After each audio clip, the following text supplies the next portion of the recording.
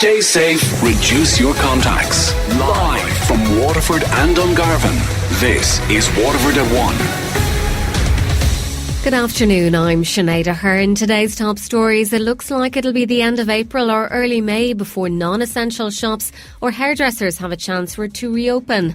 The Minister for Higher Education says there'll be no changes to the terms and conditions for staff at the new University of the South East. And in sport, Manchester United host AC Milan in the Europa League this evening. A very limited set of restrictions are to be eased at the start of next month, according to the Taoiseach. Current public health restrictions are to continue until the 5th of April, as Josh Crosby reports. It'll be the end of April or early May at the earliest when non-essential shops or hairdressers can reopen.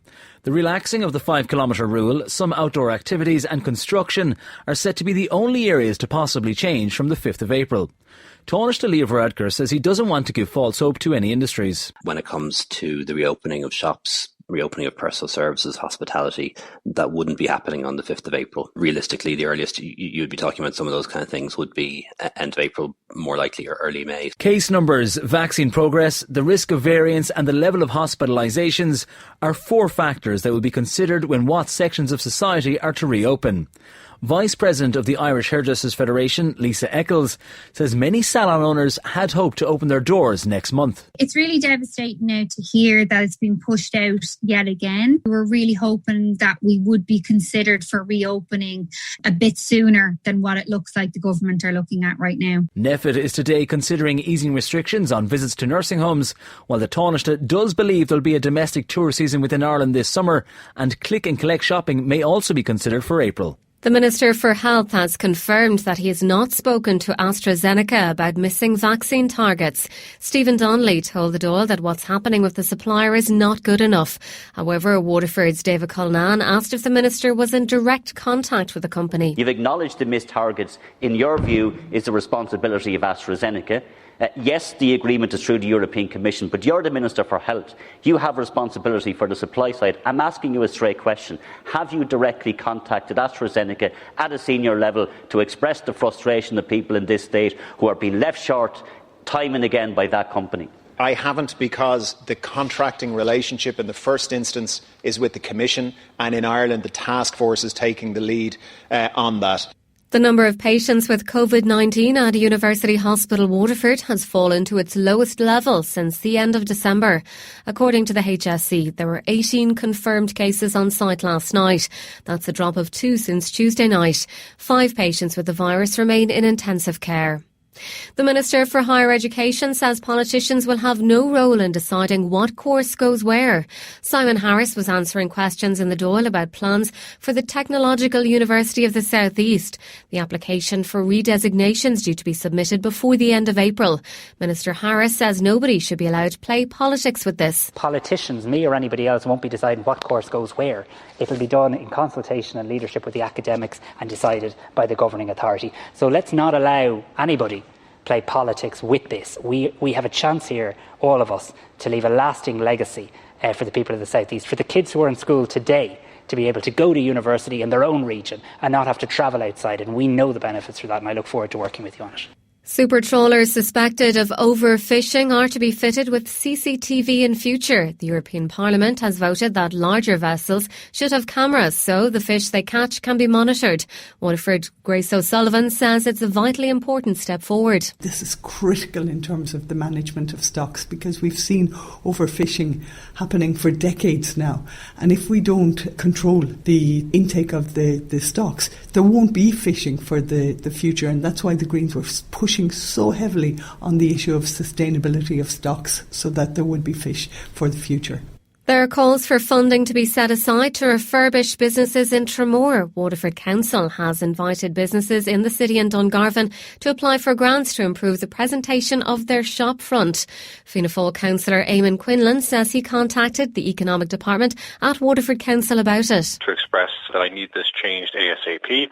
I was advised that Tramore-based businesses can apply for the scheme towards the end of the year. However, given the fact that applications close at the end of April, it's my belief that the entirety of the funds set aside to fund this scheme will be exhausted within the coming weeks, and therefore there'll be nothing left for Tramore-based businesses further on in the year.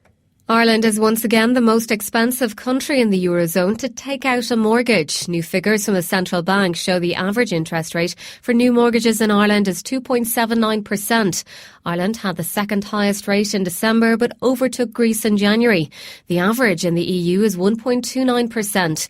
Joey Sheehan of mymortgages.ie says while the difference in rates may seem small, it's significant. A 1% difference in your mortgage could be as much as 57,000 interest over the term. So if you have a 300,000 mortgage over 30 years, that could be the difference of up to 57,000 over that term.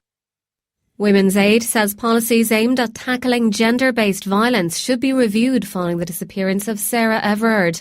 Human remains have been found in the search for the 33-year-old who went missing while walking home from a friend's house in London last week. A serving Metropolitan Police officer is still being questioned on suspicion of murder and kidnap. Women's Aid CEO Sarah Benson says there needs to be a strong community response to gender-based violence. There's still so much stigma. There's the blaming and policing of women's bodies and women's movements when actually this is a matter of male violence against women. And we need to work harder to make sure that we're not trying to suggest that women adjust their behaviours. Women are not afraid of the dark. They're afraid of a violent male perpetrator in the dark. And that's what we need to target our efforts at. Waterford Walls have announced they'll be extending beyond the city and into the county. This year will be the 6th of the festival, with 20 walls confirmed. Adele Tobin, director of Waterford Walls, says she's delighted to feature artwork in Ballybeg. We're really looking forward to it. Ballybeg is a bit of a close place in my heart because I've been teaching out there in St Saviour's in the primary school out there for nearly 20 years. You know, I really know the people that are out there and I know that the difference that this artwork is going to make. I really hope people get behind it as much as possible, in particular that area of the city, because we're kind of committed to, over the next 3 years, to bringing 15 pieces of large-scale art there. As pubs remained closed for a large portion of 2020, the consumption of beer and cider has reduced. Instead, the amount of wine being consumed increased by around 12%, according to new figures from Revenue. There was also a slight increase for spirits. These people believe it's because wine is more socially acceptable to drink at home. The pub, it would be Guinness or cider. But yeah, over the last year, switched entirely pretty much to red wine, yeah. A lot of people, when they go to pubs, they like to get it on tap, don't they? Whereas you can't do that at home. Make the smart play with Virgin Media. Check out their smart home packages at Virgin Media, George's Street, Waterford. Sponsors of the sports news on WLR. Starting with soccer, and in the Europa League tonight, Manchester United host AC Milan with a 5-6 start at Old Trafford. United are set to be without Marcus Rashford, Edison Cavani and David De Gea. Also at that time, Rangers play Slavia Prague. At 8 o'clock then, Arsenal are away to Olympiacos and it's Tottenham versus Dinamo Zagreb. Newcastle boss Steve Bruce says he can't afford to worry about his future. He remains under pressure with the team just a point clear of the Premier League relegation zone. It's been put to Bruce. Previous managers have been sacked under similar circumstances, but he insists the answer to why he's still in the job can only come from owner Mike Ashley. I'm only focused on one thing, is do my job the best I can, and I will try everything I possibly can with all the experience I've got to make sure that we stay here and we don't have that fate. Moving to rugby, and the Six Nations has agreed a deal with private investment house CVC to take a 14.3% stake in the business. The deal will be worth almost €56 million to the IRFU over the next 5 years. This development could increase the likelihood that the tournament goes behind a TV paywall. While in horse racing, jockey Rob James has been given a 4-month ban by the IHRB for being captured mounting a deceased horse. He received a 12-month punishment, suspended for 8 months. James has apologised for the video, which was recorded in 2016. And finally then, there's a fixture at Thurles today, the first off at 2:30. Sports news on WLR is thanks to Virgin Media Waterford.